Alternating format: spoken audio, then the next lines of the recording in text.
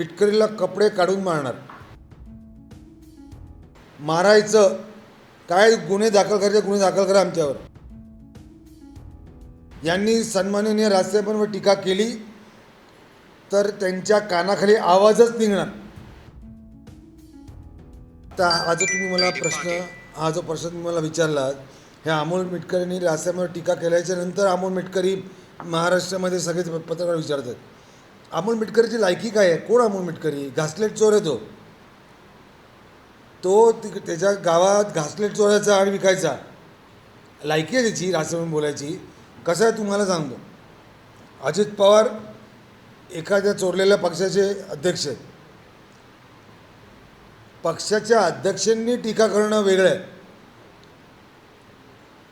आता मला कितीही राग असेल उभाट्या गटाच्या शिवसेनेवर, तरी मी त्यांना डायरेक्ट त्यांच्यावर टीका करणं चुकीचं आहे, योग्य नाही आहे ते. कारण ते एका पक्षाचे अध्यक्ष आहेत. माझ्या नेत्यांनी त्यांच्यावर बोलावं, त्यांनी माझ्या नेत्यावर बोलावं. अमोल मिटकरींनी नाही बोलायचं. आणि तुम्हाला टीका करायची आहे, नक्की टीका करा. पातळी सोडून टीका नाही करायची, मग कानाखाली आवाजच निघेल. आणि याच्यापुढे मी सांगतो, जो कोणी हे दुसऱ्या तिसऱ्या चौथ्या लायकी नसलेल्या फळीतले लोक जे आहेत, यांनी सन्माननीय राजसाहेबांवर टीका केली तर त्यांच्या कानाखाली आवाजच निघणार. आणि मी माझ्या सहकाऱ्यांना देखील सांगतो की राजसाहेबांवर कोणी टीका केली,